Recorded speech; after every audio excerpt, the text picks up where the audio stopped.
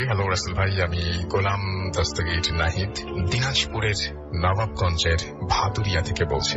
আজ আমি আমার জীবনের একটি বাস্তব ঘটনা শেয়ার করতে চাই। ঘটনাটি আজও আমার জীবনের অনেক বড় একটি প্রশ্ন হিসেবে রয়েছে। জানি না এর ব্যাখ্যা বা উত্তর আজও পাবো কিনা। ঘটনাটি ঘটে নবাবগঞ্জ থানার কোন একটি পরিত্যক্ত পেট্রোল পোস্টে 2015 সালের ফেব্রুয়ারি মাস 7 তারিখে। আমার এখনো স্পষ্ট মনে আছে, চাঁদনি রাত, আকাশের আবছা আলোতে আমি সেই পেট্রোল পোস্টের পাশ দিয়ে বাইসাইকেল নিয়ে গান গাইতে গাইতে আসছিলাম। সাইকেলের পেছনে বসেছিল আমার ফ্রেন্ড এ ক্লাস।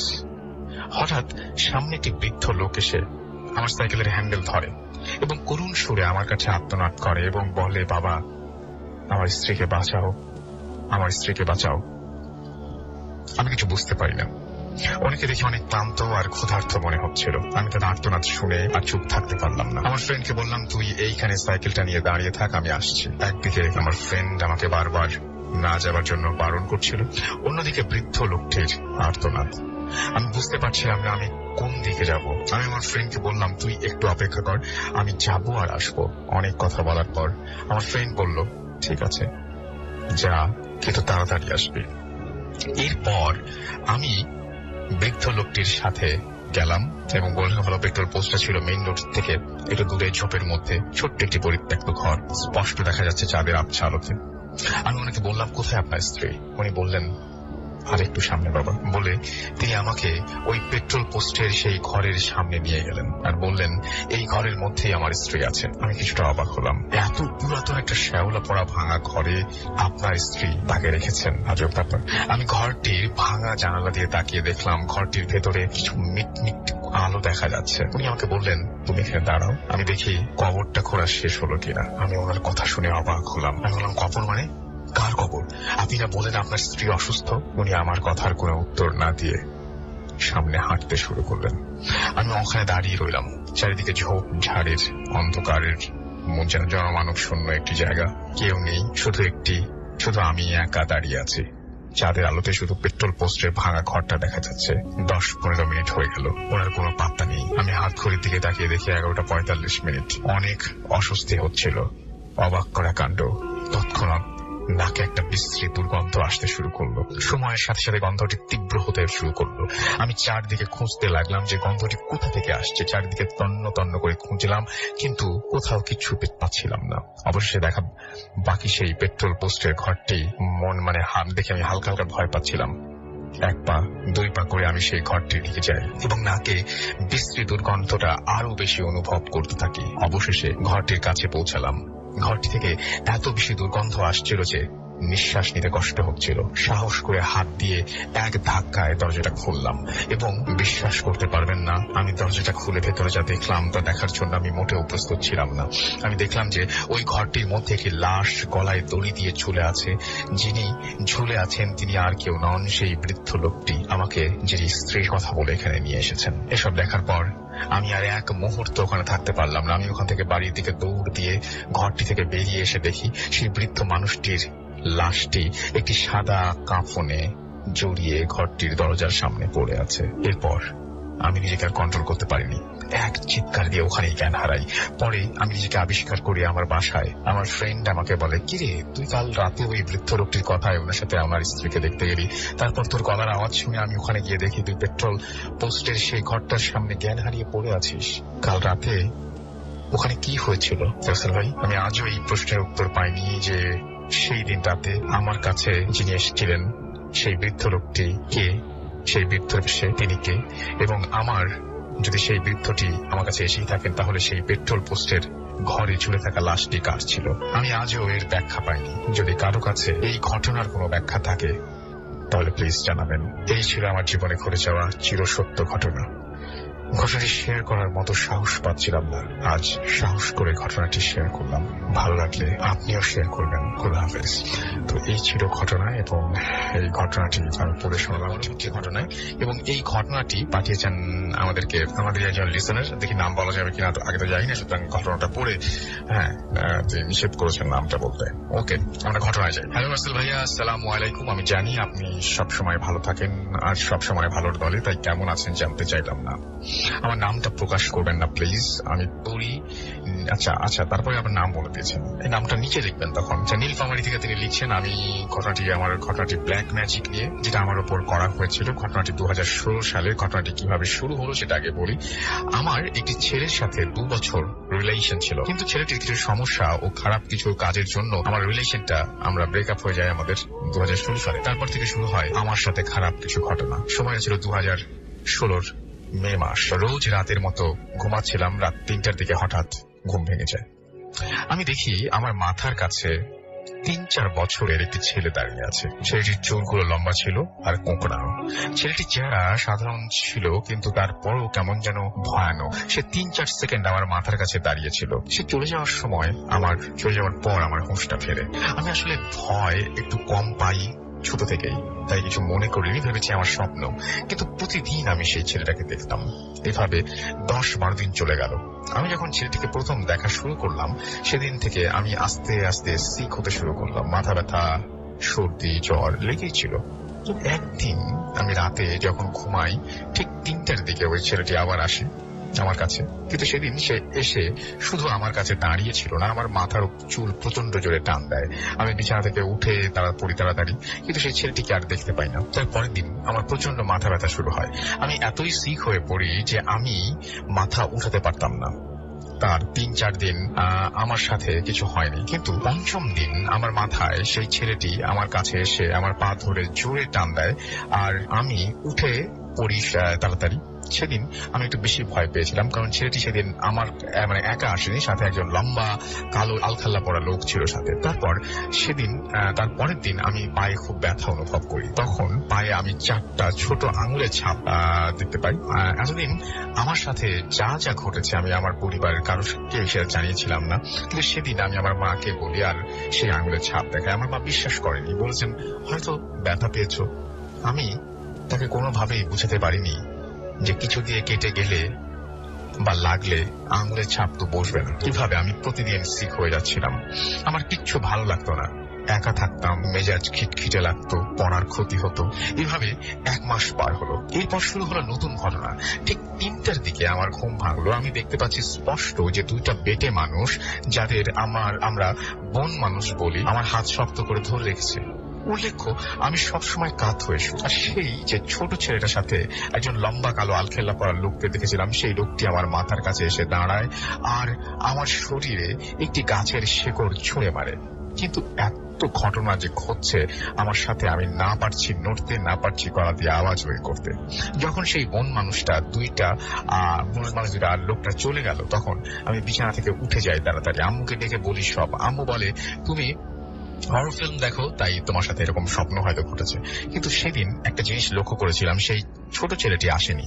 তারপর দিন থেকে আমি প্রচন্ড সিক হয়ে যাই, প্রচন্ড রক্ত বমি করার কারণে হসপিটালে আমাকে ভর্তি করতে হয়। যেদিন আমি হসপিটালে ছিলাম সেদিন রাতে ঘটে যায় আমার জীবনের সব থেকে খারাপ ঘটনা, যা অনেক ভয়ের এবং আমি যা কখনো ভুলতে পারবো না। ঠিক রাত 3টার দিকে আমার ঘুম ভাঙে। আমি আমার সামনে 3টা অনেক লম্বা আয়না দেখতে পাই, যাতে সেই কালো আলখেল্লা পরা লোকটাকে দেখা যাচ্ছে। 3টা আয়নায় একটা লোককে দেখতে পাচ্ছি আমি। তারপর হঠাৎ আমি টের পাই যে আমি যে বেডে শুয়ে আছি সেটা আস্তে আস্তে উপরের দিকে উঠছে আর নামছে, যেমনটা লিফটে উঠলে অনুভব করি আমরা। আর সাথে সাথে বেডটার ভাইব্রেশন হচ্ছে। আর 3টা আয়নায় আমি সেই লোকটিকে দেখছি, তে আমাদেরকে এক দৃষ্টিতে তাকিয়ে আছে। ভাইয়া বিশ্বাস করেন, আমি শুধু ঘামছি, আমার গলা ফেটে চিল্লাচ্ছি, কিন্তু একটু আওয়াজ বের হচ্ছে না। এভাবে 5 মিনিট এমন হলো আমার সাথে। তারপর আমার আর কিছু মনে নেই। আমার যখন সেন্স ফেরে, তখন পরিবারের সবাই, ডাক্তার, নার্স আমাকে ঘিরে ধরেছে। আমার মা কাঁদছে। তখন আমাকে সবাই বলে আমি নাকি হসপিটালের বাথরুমে পড়েছিলাম, সেখানেই আমাকে সেন্সলেস অবস্থায় পাওয়া গিয়েছে, আর হাত থেকে বের হচ্ছিল অনেক রক্ত। এসব শুনে আমার মাথা কাজ করছিল না। আমি এত সিক ছিলাম যে হাঁটতেই পারছিলাম না। তাহলে কিভাবে আমি বাথরুমে যাব? আর কাল রাতে আমার সাথে যা হয়েছে আমি তা সব বলেছি আমার বাবা মাকে। তখন আমার মা খুব ভয় পেয়ে যায়। আর সেদিন আমি বাসায় চলে আসি। হসপিটালে আর 1 মিনিটও থাকিনি। আমার আম্মু আমার এক দাদু আছেন, যিনি ইমাম এবং অনেক পরহেজগার লোক, এবং তার কাছে যে সব বলেন।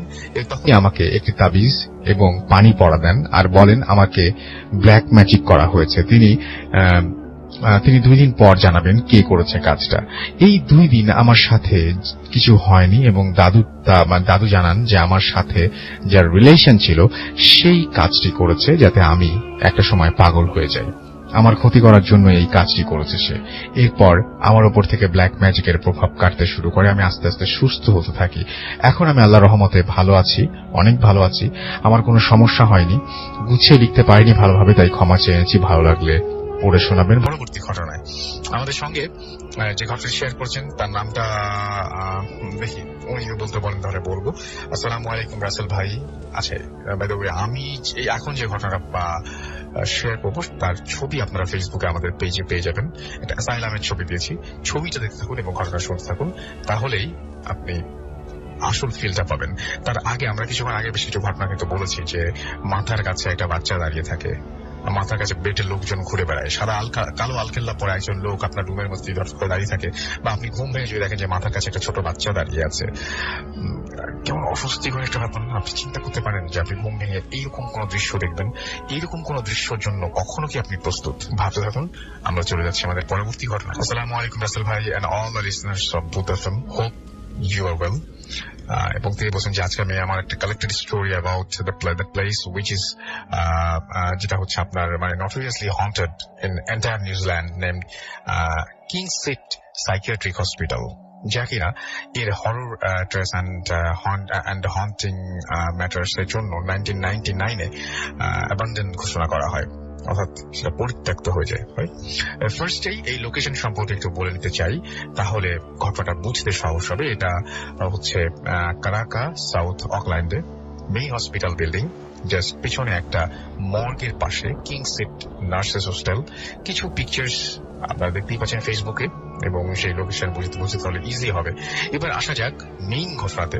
আমি ঘটনাটা কালেক্ট করেছি এই হসপিটালের এক সময় ওয়ার্কিং একজন নার্সের কাছ থেকে। তার নাম প্রকাশে আমি অনিচ্ছুক, বাট নামটা তিনি লিখেছেন, এবং তিনি নাম প্রকাশে অনিচ্ছুক হওয়ায় তার নামটা না বলার জন্য রিকোয়েস্ট করছি। ফার্স্টের দিকে পেশেন্টদের ট্রিটমেন্ট করা হতো, বাট যা ছিল torture because of not having knowledge about মানে এই সমস্ত মানে ইলেকট্রিক শক দিয়ে পেশেন্টদের কিভাবে সুস্থ হয়ে যায়, আদার হরেবল ট্রিটমেন্টস। তো নাও ফার্স্ট যে মানে যেটা স্টার্ট করতে যে asylum building, main asylum building আর কি। এখানে এই পর্যন্ত অনেক ঘটনা ঘটেছে, শার্প স্ক্রিম যার মধ্যে অন্যতম। ইভেন এখনো অনেকেই পাশ দিয়ে যাওয়ার সময় চিৎকার শুনতে পায়, তীক্ষ্ণ চিৎকার। এবং অনেকেই যারা দেখেছেন এই জায়গাটা তারা বলেন যে নার্সটার মতো করে বলছি যে এটা হচ্ছে 1993 আর এরকম সময় একটা ঘটনা। তখন আমি জুনিয়র নার্স হিসেবে জব করি। ভিলা 4-এ পাশ দিয়ে আমি যাচ্ছিলাম, অ্যান্ড ফার্স্টে দেখতে পাই অনেক blood spot which are old, but আমি শকড হই যখন ওয়ালের এক কর্নারে দেখতে পাই কিছু ব্লাড বের হচ্ছে।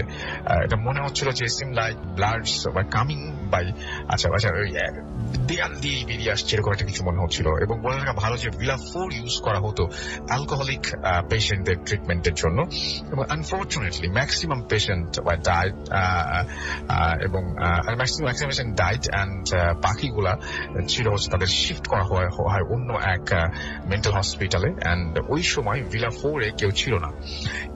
এবং একটা পয়েন্ট আপনাদের একটু মাথায় দিয়ে দিতে চাচ্ছি, সেটা হচ্ছে যে অ্যাসাইলামের যত ডেট অর্থাৎ যত মারা যেত মানুষজন ম্যাক্সিমাম ছিল সুসাইডাল, অর্থাৎ আত্মহত্যা করে মারা যেত তারা।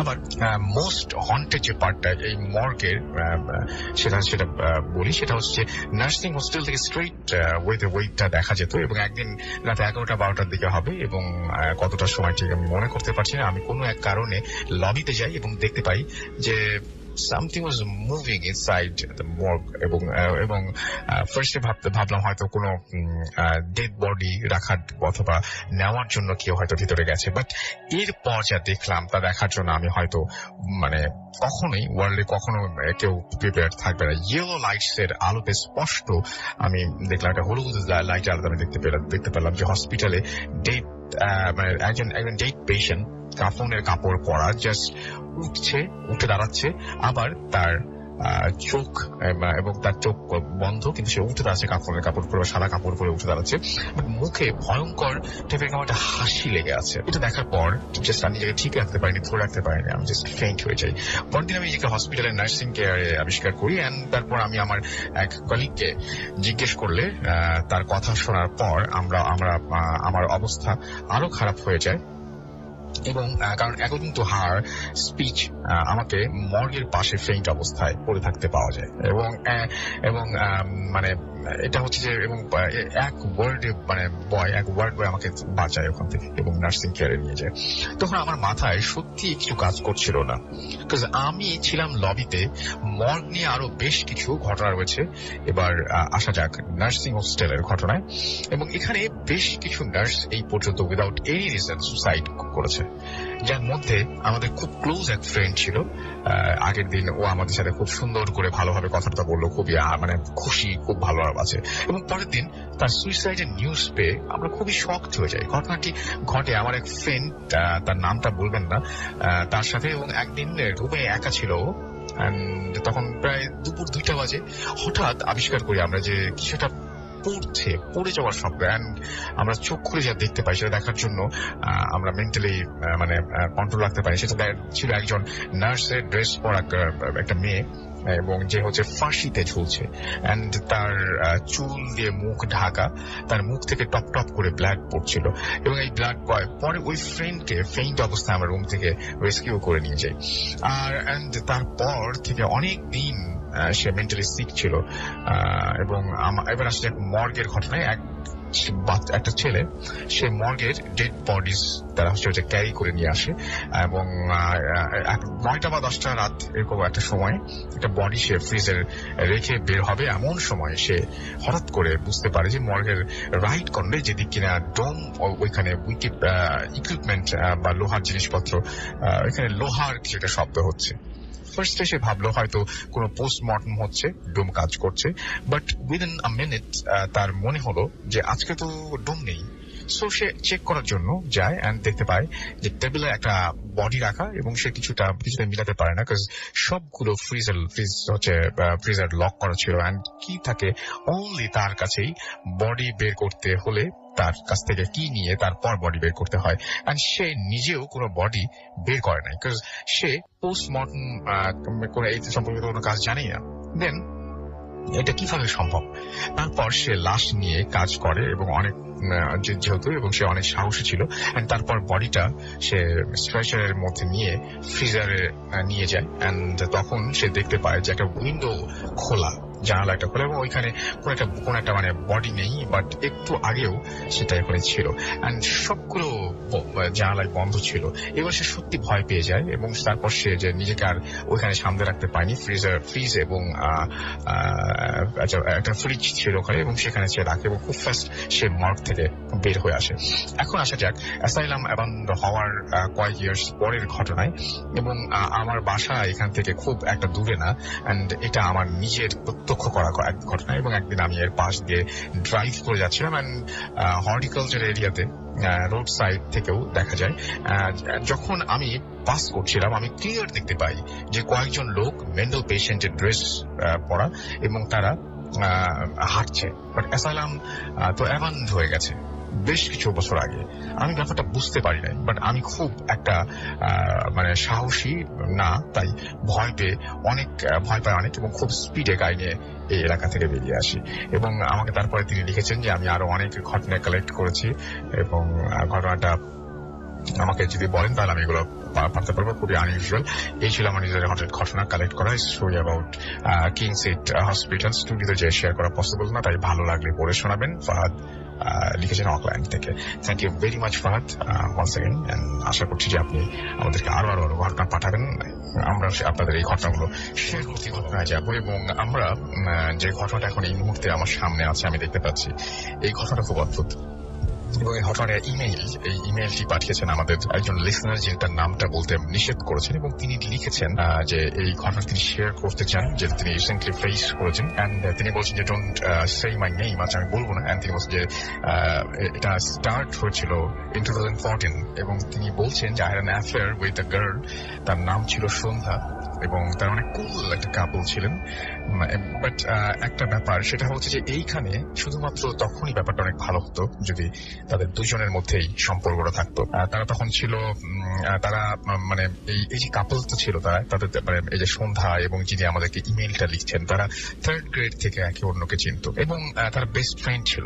এরপরে একটা ব্যাপার হয় এবং আচ্ছা না, এটা সন্ধ্যার ব্যাপার তিনি বলছেন না, সন্ধ্যার সাথে তার সম্পর্ক ছিল, বাট তার একটা ফ্রেন্ড ছিল যাকে সে 3rd গ্রেড থেকে চিনত, তার খুব ভালো ফ্রেন্ড। এবং হঠাৎ করেই সে রিয়েলাইজ করতে পারলো সেই ফ্রেন্ডটা সে লাভস মানে যাই যিনি লিখছেন তাকে। তো এটা জানার পরে তিনি যেটা করলেন সেটা খুবই মানে কি করবেন বুঝতে পারছিলেন না। একটা সম্পর্ক চলছে একজনের সাথে, সন্ধ্যার সাথে কেবল সম্পর্ক তৈরি হয়েছে, আবার এইদিকে সে অনেক ছোটবেলার ফ্রেন্ড, তাকেও অনেক পছন্দ করে। সো তিনি যেটা করলেন, তিনি দুজনের সাথেই কথা বলা শুরু করলেন। তিনি লিখছেন যে I started talking to both of them, but একটা পয়েন্ট এসে যেটা হলো, সে রিয়েলাইজ করলো যে তিনি আসলে তার বেস্ট ফ্রেন্ডকে না, যে অন্য মেয়েটি অর্থাৎ সন্ধ্যাকেই তিনি পছন্দ করেন না, বরং তার বেস্ট ফ্রেন্ডকেই পছন্দ করেন। সো তিনি সন্ধ্যাকে ছেড়ে দিলেন এবং তার সাথে সম্পর্ক অফ করে দিলেন, এবং আস্তে আস্তে তার বেস্ট ফ্রেন্ডের সাথে সম্পর্কটা তাদের গাঢ় হতে শুরু করলো। এবং প্রথম বছরটা তাদের খুব ভালোই গেল। হঠাৎ করে সবকিছু পরিবর্তিত হতে শুরু করলো। ধীরে ধীরে ধীরে ধীরে সে খেয়াল করলো যে তার গার্লফ্রেন্ড, তার বিহেভিয়ার চেঞ্জ হয়ে গেছে এবং সবার সাথে সে ঠিক অন্যভাবে কথা বলে। এবং যখন রাতের বেলায় তাদের দুজনের কথা হতো, ম্যাক্সিমাম রাতেতে সে শুনতে পেত যে আরো একটা ভয়েস, মানে তার গার্লফ্রেন্ড তার সাথে কথা বলছে, কিন্তু পাশাপাশি অন্য একটা ভয়েস সে শুনতে পাচ্ছে। এবং সে প্রথমে সেটাকে ইগনোর করে, এবং হঠাৎ করে একটা রাতে তার গার্লফ্রেন্ড সে স্টার্টেড ভমিটিং, এবং সেটা হচ্ছে বমির সাথে তার রক্ত চলে আসে। এবং এইটা আসলেও খুব বেশি একটা অবাক আমি হতাম না। এই মিলটা আমি যে কারণে সিলেক্ট করছি, তিনি বলেন এই বমি করতে করতে হঠাৎ করে সেই বমির মধ্যে এক ধরনের পোকা বা ইনসেক্ট দেখতে পায়। এটা কিন্তু খুব অ্যালার্মিং, এবং এটা দেখতে পায় এবং সে প্রথমে ভাবে যে এটা মনে হয় তার ইমাজিনেশন, এটা সত্যি হতেই পারে না, বমির মধ্যে এরকম পোকা আসবে কিভাবে।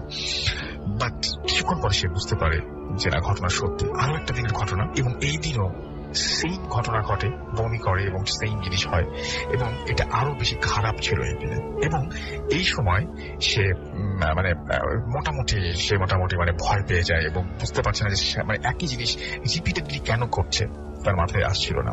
এবং সে তখন ডাক্তারের কাছে যায় এবং অনেকগুলো ডাক্তার দেখায়, বাট ডাক্তাররা কোনো ধরনের কোনো অসুখ বা এটা মানে বুঝতে পারছে যে বমিটা হচ্ছে, বাট কোনো ধরনের কোনো সাজেশন দিতে পারেনি বা কিছু মানে কোনোভাবে হেল্প করতে পারেনি ডক্টররা। তারপরে সে যেটা করে, সে একদম লাস্ট হোপ হিসাবে যায় একজন হুজুরের কাছে, এবং হুজুর বলেন যে হ্যাঁ, তুমি পজেসড, এবং তোমার এই পজিশনটা এত বেশি পাওয়ারফুল পজিশনটা যে এটা আসলে কিওর করা খুব ঝামেলা। এগেইন সে তখন হুজুরের কাছে, এবং এই সময় মানে সে দেখে যে সে চায় যে এই ব্যাপার থেকে বেরিয়ে আসতে, এবং সে মোটামুটি চায় যে এই ঝামেলাটা শেষ করতে। তো হুজুর মোটামুটি একটা ব্যবস্থা করেন, সবকিছু ভালোই যাচ্ছিল। হঠাৎ করে আবারও একটা অদ্ভুত ঝামেলার সৃষ্টি হয়। আমাকে যিনি মেইলটি লিখছেন, তিনি তার এক্স গার্লফ্রেন্ডকে মিস করতে শুরু করেন, এবং তিনি যার সাথে তার সম্পর্ক, তার প্রতি ইন্টারেস্ট হারিয়ে ফেলেন, এবং তিনি চান তার এক্স গার্লফ্রেন্ডের কাছে আবারও ফিরে যেতে। এবং তিনি জানতেন না যে কেন এরকম হচ্ছে, এবং তিনি মন্ত্রমুগ্ধের মতন যা করছিলেন তা করতে থাকেন। আর বিভিন্ন ধরনের মানে তার বিহেভিয়ার কিছু চেঞ্জ আসে, যে কোনো সময় যে কোনো কারণে তিনি খেপে যেতেন, এবং সবসময় তার মনে হতো তিনি যেন ভাসছেন, তিনি যেন ভেসে ভেসে সব জায়গায় যাচ্ছেন। এবং ঘুমের মধ্যে তিনি হঠাৎ করে মানে এই অনুভূতি আরো বেশি হতো, তিনি যেন কোথাও ভাসছেন। এবং রাতের বেলা মাঝরাতে তিনি হঠাৎ করে জেগে উঠতেন, এবং জেগে উঠে দেখতেন তার সমস্ত রুমটা ধোঁয়ায় ভরে গেছে। তিনি বুঝতে পারলেন যে তিনিও পজেসড, এবং তিনি সেটা রিয়েলাইজ করলেন তখন যখন তার দাদু তাকে যিনি একজন হাজি, তিনি প্রথম তাকে বললেন এই ব্যাপারটা, এবং তিনি সন্দেহ প্রকাশ করলেন। এবং তারপরে তিনি কোনোভাবে মানে বিভিন্ন ভাবে তিনি জানতে পারলেন যে এই কাজটা কে করেছে, এই কাজটা সন্ধ্যায় করেছে এবং সেই আপনারা সবকিছু করেছে। এবং তিনি যেটা করলেন সেটা হচ্ছে যে তিনি এটা করেছে এই কারণেই যে যেহেতু তার কাছে ব্যাক করে এবং তার ফ্রেন্ডকে তিনি মেরে ফেলতে চেয়েছিল, এরকম একটা ব্যাপার। তো এটার পরে তারপরে সে সন্ধ্যার মানে পুরো মানে ফ্যামিলি যারা মানে মানে কি বলবো যে হোল ফ্যামিলিজ আচ্ছা তারা সবাই মিলে এই ব্ল্যাক ম্যাজিকের আশ্রয় নেয় এবং এটাই হচ্ছে আসলে ঘটনা। এবং আশা করছি যে আপনাদের সবার এই ঘটনা অনেক বেশি। আমরা সময় যেহেতু কম, আমরা চলে যাব পরবর্তী ঘটনায়। আমাদের এখানে একটা ইমেইল আছে, সেই ইমেলটা আমরা পড়বো এবং সেই ইমেলটা যেভাবে লিখেছেন আমরা সেভাবেই করছি। হ্যালো রাসেল ভাই, প্রথম টিম, শুরুতে কিছু কথা। আমি সৌম্য ভট্টাচার্য, থাকি কলকাতার কালীঘাটে। তারপরে তিনি তার মোবাইল নাম্বার দিচ্ছেন। প্রথম শোনা শুরু করেছিলাম 2011-তে এবং বছরের এই 11 সালের কোনো একটা মাঝামাঝি সময় এক বন্ধুর থেকে জানতে পারা এবং শোনার শুরু। শুনতে শুনতে 6টা বছর কেটে গেল, কোথা দিয়ে বুঝতেই পারলাম না। এখন রোজ রাতে প্রতিফলের বিভিন্ন পুরনো এপিসোড গুলো ঘুমানোর ওষুধের কাজ করে। আজ এক অদ্ভুত এডিকশন হয়ে গেছে। মাঝে মধ্যে লাইভও শুনে থাকি এবং তিনি তারপরে বলছেন যে কৌশিক দাকে ফিরিয়ে নিয়ে আসতে। কৌশিক আজকে এসেছিলেন এবং আপনিও ঠিক একই সময় বলেছেন, খুবই অদ্ভুত ব্যাপার। আশা করছি যে আপনি অনেক এনজয় করেছেন। তার ঘটনাগুলো মারাত্মক ঘটনা ছিল, কৌশিক দার প্রত্যেকটা ঘটনা। এবং আপনিও তাই লিখেছেন যে কৌশিক দা এক্সেপশনাল স্টোরি টেলার। আমি এগ্রি করি আপনার সাথে। এবং তিনি হচ্ছেন ভূত এফএমের তিনি সেরা। এবং আমার নিজের প্যারানর্মাল বিষয়ে আগ্রহ মানে চিরকালের। এখন চাকরি করি কলকাতা শহরে বেশি, কিন্তু এক সময় চার্টার্ড অ্যাকাউন্টেন্সি পড়ার সময় অডিটের কাজে অনেক জায়গায় যেতে হতো। সব যে কাজে খুব মানে মানে লোকালয়ে সেটাও না, ট্রাভেল করার একটা শখ আছে, আবার ট্রাভেলিং এর শখ আছে। তাই আমার নিজের অভিজ্ঞতার ঝুলিও বেশ ভরা। পুরলৌকিক বিষয়, পারলৌকিক বিষয় এবং মানে এই সমস্ত জিনিস নিয়ে আমার অনেক আগ্রহ আছে। তো যাই হোক, একটা ঘটনা এবার তিনি শেয়ার করেছেন। সময়টা 2016, গ্রাজুয়েশন এবং পোস্ট গ্রাজুয়েশন করে চার্টার্ড অ্যাকাউন্টেন্সি পড়ছি। একটা অডিট ফার্মে চাকরি করি। অনেক জায়গায় অডিট করতে যেতে হয়। একবার সেরকমই একটা অডিটের কাছে পৌঁছালাম ওয়েস্ট বেঙ্গলের আসানসোলের রানীঘাট এলাকার এক কয়লা খনি অঞ্চলে, যাকে বলে মানে মানে একদমই মানে প্রত্যন্ত একটা অঞ্চল। খনি অঞ্চল থেকে একটু দূরেই থাকার ব্যবস্থা অডিটরদের। বিরাট বড় এলাকা, বিরাট বড় সেই এলাকা জুড়ে সেই গোলফিল্ড এবং গোলফিল্ডের মানে থাকার ব্যবস্থা, যারা কাজ করে সেখানে তাদের থাকার বন্দোবস্ত। বাউন্ডারিতে একটা বিশাল এলাকায় গেস্ট হাউস, অফিসার্স কোয়ার্টার, বিরাট লন, অনেক গাছপালা আর একটা ব্রিটিশ ক্লাব বাংলো। সবটা একটা বাউন্ডারির মধ্যে। আর বাউন্ডারির বাইরে গাছপালা, ঝোপঝাড়, জঙ্গল। শুধু মেইন গেটের এন্ট্রান্সের দিকে মানে বাইরের রাস্তা। গেস্ট হাউস, অফিসার্স কোয়ার্টার আর ব্রিটিশ ক্লাব বাংলো সব দূরে দূরে। দিন সাথে থেকে থাকতে হবে এখানে। সোজা কলকাতা থেকে ওখানে খনি অঞ্চলের অফিসে পৌঁছেছি এবং সন্ধ্যা নাগাদ আমরা বেরোলাম সেখান থেকে। সূর্য তখন ডুবে গেছে। অফিস থেকে থাকার জায়গা যেটা ঠিক করা হয়েছে সেখানে পৌঁছালাম। গেস্ট হাউস থেকে অফিসার্স কোয়ার্টারের দূরত্ব প্রায় 1.5 কিলোমিটার। অনেকটা পথ, যার মাঝামাঝি পড়ে ইংরেজ আমলের ক্লাবটা। একদম ফাঁকা, গা ছমছমে এক নির্জন বন জঙ্গলে ঘেরা এক জায়গা। ওখানে ইলেকশন ডিউটিতে আসা অফিসার্সদের জন্য গেস্ট হাউস বুক করা থাকে। আমার থাকার ব্যবস্থা হলো ক্লাব বাংলোতে। Typical British bungalow. দেখলেই মানে ঢুকলেই লম্বা হল, তার দুই দিকে তিনটা করে 6টা ঘর, সাদা ফিনফিনে পর্দা ঘরের সামনে, সব দরজা খোলা। আমি থাকবো হল দিয়ে সোজা হেঁটে গিয়ে একটা বড় মাস্টার বেডরুমে, যেটা বাংলোটার 7 নম্বর ঘর। 2তলা বাড়িটার উপরের তলা একটা লন টেনিস কোর্ট। ঢুকলেই একটা মানে অস্বস্তি হচ্ছিল প্রথম থেকে। পরিবেশটা বাধ্য হয়ে মানে বেশ বেশি রকমের গা ছমছমে। তাই হলের সব কটা লাইট জ্বালিয়ে দিলাম। পৌঁছেই 8টা নাগাদ কেয়ারটেকারের খাবার দিতে এলো। দেখলাম লোকটা গেটের বাইরে থেকে খাবার আমার হাতে ধরিয়ে দিয়ে চলে গেল। কিছুতেই ভেতরে আসতে চাইছিল না। তারা আসে, মানে তারা আছে মানে অজুহাত দিয়ে বেশ তাড়াহুড়া করে, মানে খুব তারা আছে এরকম একটা ব্যাপার দেখে দেখে সে চলে গেল। তখন বুঝিনি ব্যাপারটা এবং খেয়ে দিয়ে একটু কাজ করতে বসলাম।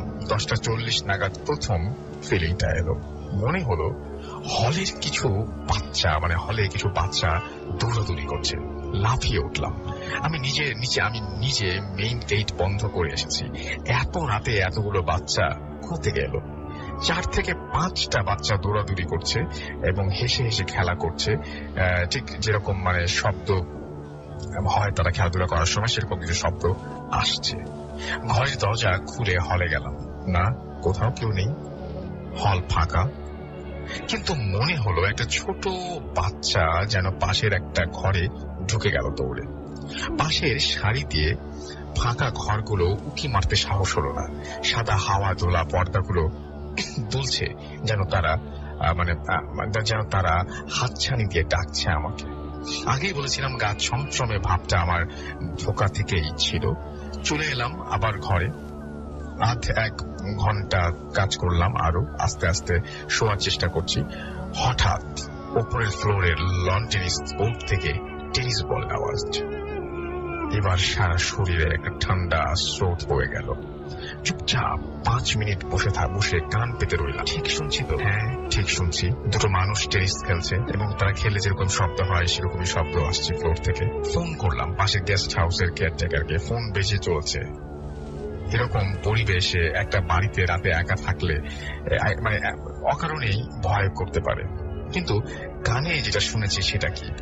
সাহস আমার বরাবরই একটু বেশি, তাই এবং সেটা অ্যাভারেজ যেতে অনেক বেশি, এবং সেই কারণে আমি দরজা খুললাম। ধীরে ধীরে উঠে গেলাম সিঁড়ি এবং ধীরে ধীরে উঠে গেলাম সিঁড়ি ঘরে। শেষ সিঁড়িটা যখন ক্রস করে ওপরের তলায় পৌঁছেছি, সেখানকার লাইটটা জ্বালালাম এবং তখন যা দেখলাম সেটা দেখার জন্য আমি প্রস্তুত ছিলাম না। আমার সারা শরীর শক্ত হয়ে গেল। কোনো লোক নেই, কিন্তু একটা বল উল্টো দিকের কোর্টের শেষের দিকে ছোট ছোট লাফিয়ে যাচ্ছে। মানে মনে হচ্ছে কেউ মনে হয় একটু খেলা শেষ করেছে বা বলটা ছেড়ে দিয়েছে এবং খেলা থামিয়ে দিয়েছে তাকে দেখে, এরকম একটা ব্যাপার। বলটা আমার থামিয়ে দিয়ে চলে গেছে, বলটা একা গড়িয়ে যাচ্ছে এবং তার মুভমেন্ট পুরোপুরি থামেনি। তখনও মিনিট খানেক লেগেছিল নিজেকে সামলে নিতে। এক ঝটকায় ঘুরেই সিঁড়ি দিয়ে লাফিয়ে নামতে লাগলাম। একসাথে 2-3টা করে সিঁড়ি। এরপর পেছনে বলের আওয়াজ শুরু হয়ে গেছে আবারও। টিকটক টিকটক, মানে আমার নামতেই খেলা শুরু। নিচে এসে আর দাঁড়ালাম না বা ঘরে ঢোকার চেষ্টাও করলাম না। হল দিয়ে দৌড়ে মেন গেটে গিয়ে যাওয়ার চেষ্টা করলাম এবং পাশের সিঁড়ি দিয়ে 3টা 6টা ঘরের মধ্যে একটা ঘর থেকে বাচ্চা মেয়ের গলা ভেসে এলো। ছোট্ট একটা কথা, লেটস প্লে, পরিষ্কার উচ্চারণ। কিন্তু একটা বাচ্চা মেয়েই বলছে লেটস প্লে। বার 2 শুনলাম। মেইন গেটে পৌঁছানোর আগে দরজা খুলে ছুটতে লাগলাম গেস্ট হাউসের দিকে। হাঁপাতে পৌঁছালাম গেস্ট হাউসে। গেস্ট হাউসে সবাই শুয়ে পড়েছে। ধাক্কা ধাক্কি করে দরজা খুললাম। কেয়ারটেকারের ঘুম চোখে আমায় ওই অবস্থায় দেখে বেশ ঘাবড়ে গেছে। সে রাতটা কেয়ারটেকারের ঘরে শুয়ে পড়লাম। সকালে উঠে কলকাতার অফিসে সব জানালাম। আমাকে অফিসার্স কোয়ার্টারে এক অফিসার গেস্ট রুমে বাকি ট্যুরের জন্য শিফট করে দেওয়া হয়েছিল। কেয়ারটেকার অ্যান্ড অনেক অফিসার ব্যাপারটা মানে স্বীকার করে এবং তারা বলে যে ওই ক্লাব বাংলোতে বাংলাটা মোটের সুবিধা নয়, রাতে ওখানে কেউ থাকতে পারে না এবং থাকার সাহসও করে না। খুব জরুরি না হলে কেউ ওই গেস্ট হাউসে রাখা হয় না। এবং তিনি বলছেন যেহেতু আমার অডিটে আসার সময় গেস্ট হাউস পুরো বুক থাকায় ওদের কিছু করার ছিল না। এবং এটা হচ্ছে একটা অন্য রকমের অভিজ্ঞতা এবং আমি আশা করছি যে অনেক অনেক অনেক অনেক ভালো লেগেছে আপনাদের সবার।